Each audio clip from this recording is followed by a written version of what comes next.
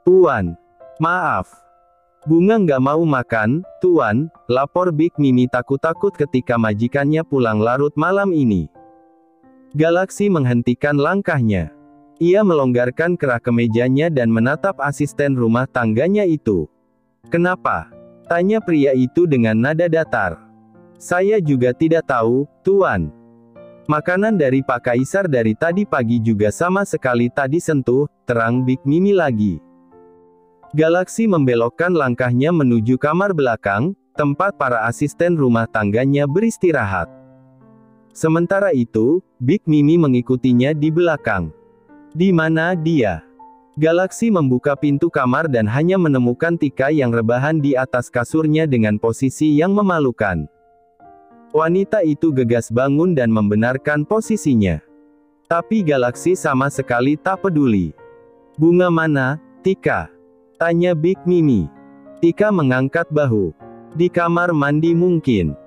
Tak lama, terdengar suara orang muntah dari arah kamar mandi yang bersebelahan dengan kamar para asisten rumah tangga itu. Galaksi memasukkan tangannya di saku celana.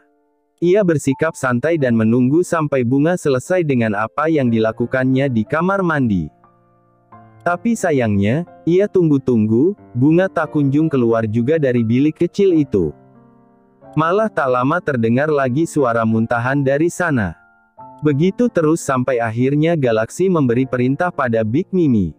Lihat kondisinya, titahnya dingin. Baik, Tuan. Big Mimi melangkah terburu ke kamar mandi. Wajahnya nampak panik sekaligus juga khawatir. Untungnya pintu tak dikunci sehingga ia bisa langsung menerobos masuk. Ya ampun, Bunga. Kamu kenapa? Big Mimi langsung berjongkok ketika melihat Bunga tergeletak di lantai kamar mandi. Galaksi melangkah mendekat. Tika yang di dalam kamar juga ikut keluar dan mengintip. Mata wanita itu membola ketika melihat majikannya mengangkat tubuh Bunga yang sepertinya sudah tak sadarkan diri. Bunga sebenarnya masih sadar. Ia hanya lemas dan tak berdaya saat ini. Andaikan bisa, ia tidak ingin disentuh pria jahat ini. Tapi untuk sedikit perlawanan saja, tak mampu ia berikan. Jarum infus terpasang di tangan Bunga. Wanita itu membuka matanya dari tadi. Tapi ia tidak mengatakan apapun, juga enggan menatap ke arah Galaksi yang menungguinya. Apa kamu mau cepat mati? Tanya pria itu dingin. Bukannya itu yang kamu mau, suara Bunga ketus, tapi lemah.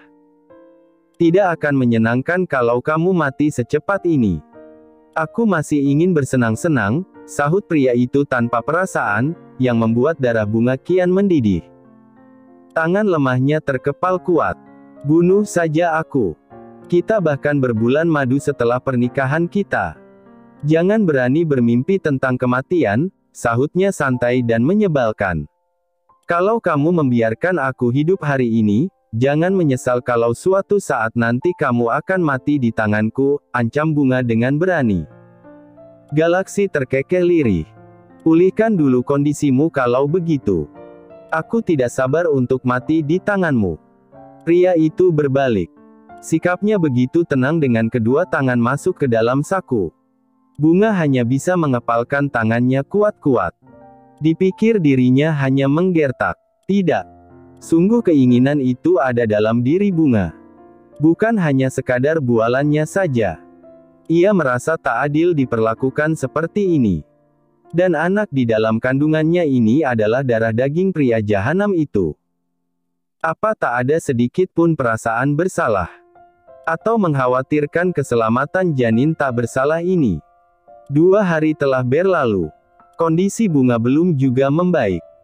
Jangankan makanan, perut wanita itu bahkan menolak air minum yang masuk ke perutnya. Bentuk makanan apapun, entah padat, entah cair, selalu berakhir membuat Bunga mual dan muntah. Tetap dicoba makan, ya, Bu. Sedikit-sedikit yang penting ada yang masuk, suster mencoba menyemangati Bunga yang nampak putus asa. Wanita itu merasa bahwa mungkin saja ia akan mati secepatnya kalau saja tak terbantu cairan dari kantung infus. Bunga memasukkan potongan kecil telur ke dalam mulutnya.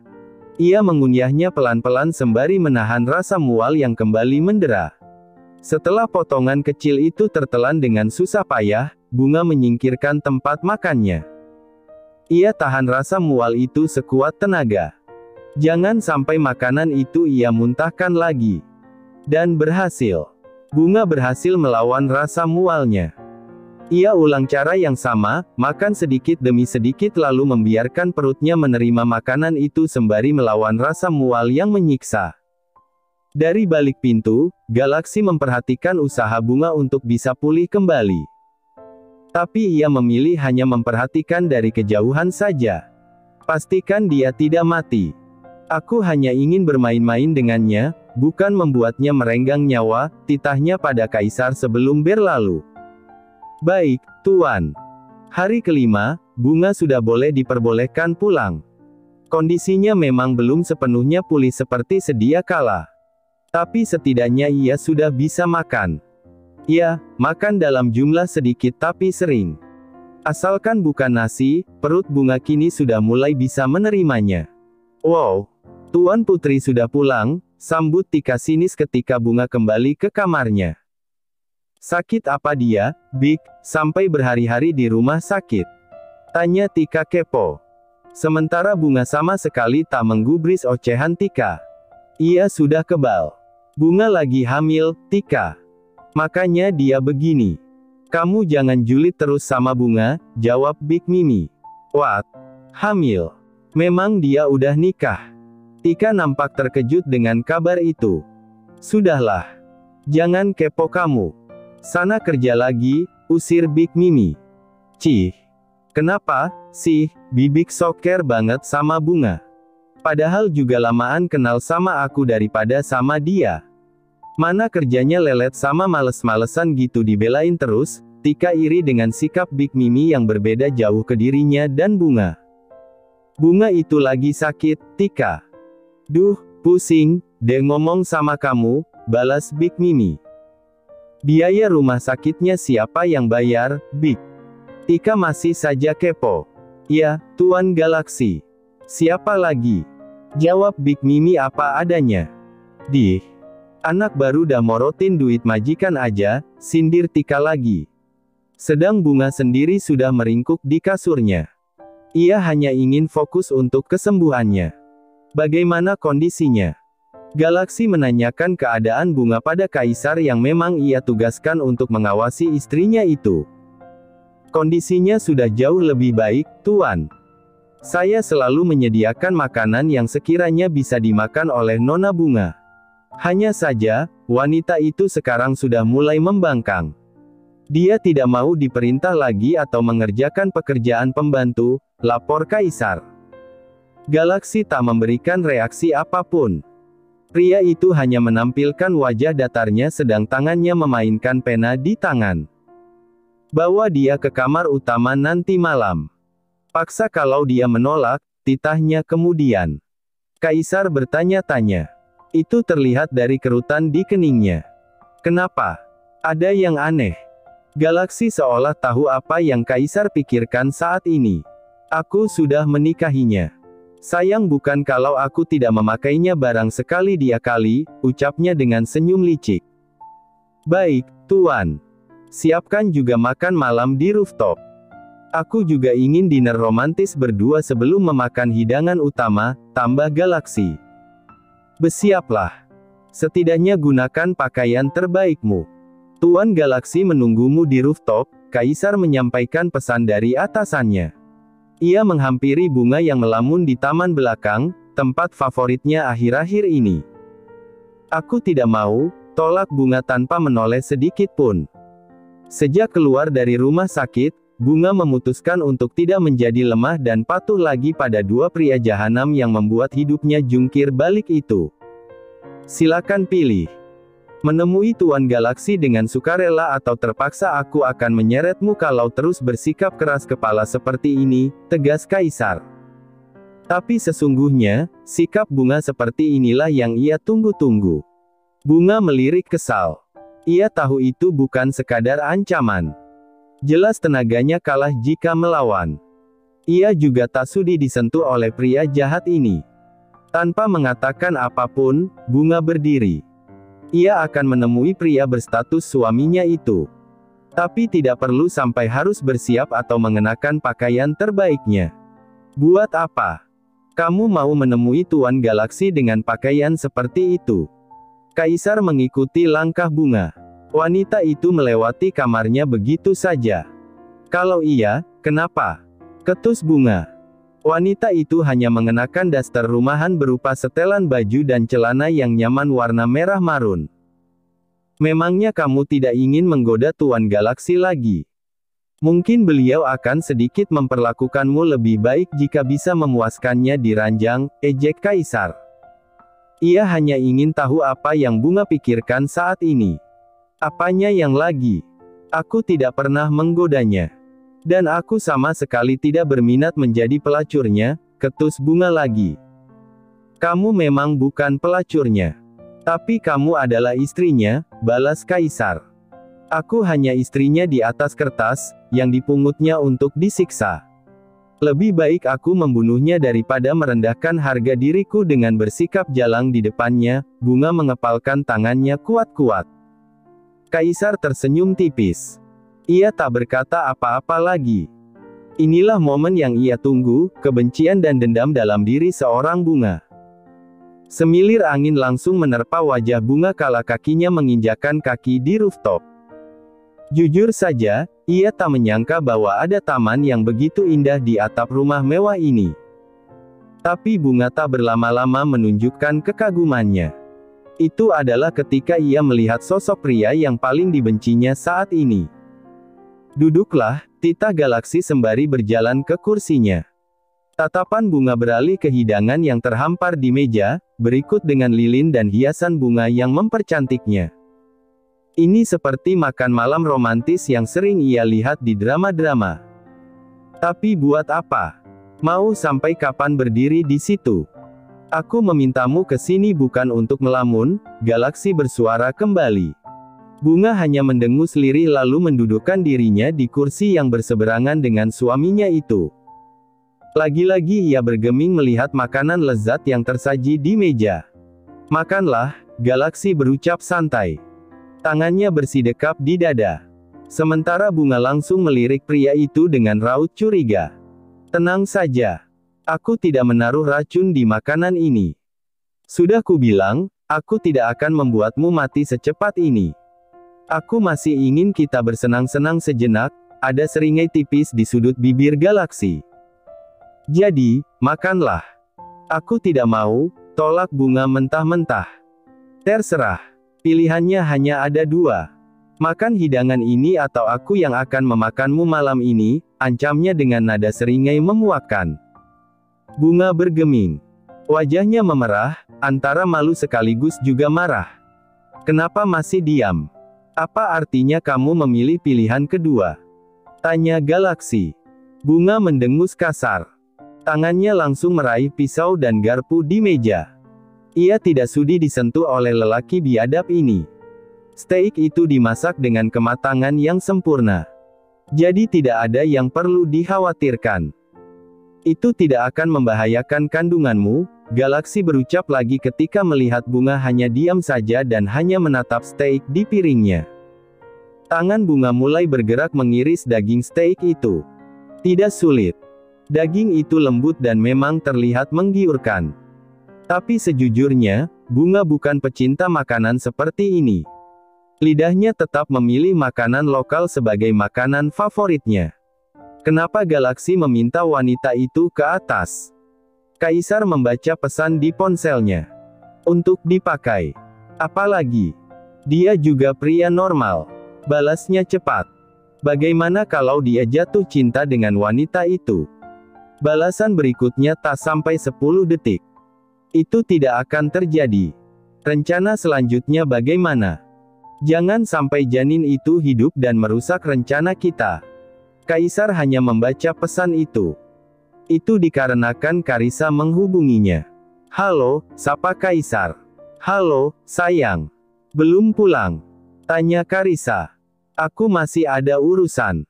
Sebentar lagi aku pulang, jawab Kaisar. Urusan apa? Galaksi memintamu untuk apa lagi? Karissa kesal. Moodnya memburuk. Ia merasa akhir-akhir ini Kaisar sedikit berbeda. Perhatiannya juga berkurang dan jarang sekali berkunjung ke apartemennya. Alasannya selalu Galaksi dan Galaksi sialan itu. Pria itu banyak sekali menyita waktu Kaisarnya. Ada sedikit masalah, Kaisar tidak mungkin mengatakan bahwa ia sudah bosan dengan Karissa. Atau lebih tepatnya, ia sudah tidak membutuhkan Karissa lagi. Tapi Kaisar butuh waktu untuk membuang wanita itu pelan-pelan. Karena kalau tidak, semua rencananya akan berantakan. Kaisar sudah biasa memainkan taktik ini. Mendingan kamu berhenti jadi kacungnya Galaksi, sayang. Kita bangun usaha kita bersama, rayu Karissa. Tapi tidak juga sekarang, sayang. Tunggu saja. Sebentar lagi aku pulang. Kaisar enggan berbicara lama-lama dengan wanita manja itu. Ia juga sudah muak bersandiwara seolah ia mencinta. Ia ingin memiliki wanita itu hanya karena Galaksi. Kaisar tidak akan membiarkan bajingan itu memiliki seseorang yang berarti di sisinya. Galaksi harus selalu sendiri sampai mati. Aku sudah selesai. Bunga meletakkan alat makannya. Makanan itu memang lezat. Aroma yang tidak terlalu menyengat sangat cocok untuk mulut ibu hamil yang bermasalah sepertinya. Itu terbukti, perutnya baik-baik saja dan sama sekali tak merasakan mual seperti biasanya. Lalu, Galaksi tidak memakan apapun. Ia hanya memperhatikan bagaimana bunga makan dan membuat wanita itu sangat risih karenanya. Aku mau turun, bunga sudah berdiri. Silakan, Galaksi mempersilakan dengan sikap santai. Justru bunga yang semakin tak nyaman. Apa yang sebenarnya kamu rencanakan? Tentu saja bunga curiga. Rencana apa? Aku hanya sedang memberi anakku makan, jawabnya dengan sikapnya yang menyebalkan. Dia hanya anakku, bunga tak suka Galaksi menyebut bayi dalam kandungannya sebagai anaknya. Kalau kamu lupa, kita membuatnya bersama, ejek Galaksi dengan seringainya. Pipi bunga memerah. Ia benci mengingat kejadian pagi itu. Di mana pria ini menuduh dan menghinanya. Kalau kamu juga lupa, kemarin-kemarin kamu juga hampir melenyapkannya dengan memperkerjakan ibunya dengan tanpa perasaan, geram bunga tertahan. Aku hanya salah perhitungan. Kejadian tidak akan terulang lagi. Galaksi berdiri dan mendekat ke bunga yang langsung mengambil jarak dengan sikap waspada. Tapi pria itu justru hanya melewatinya begitu saja. Turunlah. Sebelum aku benar-benar memakanmu. Hanya itu yang keluar dari mulutnya, sebelum kemudian Galaksi menghilang dari pandangan saat menuruni tangga. Bunga memaku di tempatnya. Ia justru tidak tenang melihat sikap Galaksi yang di luar dugaannya.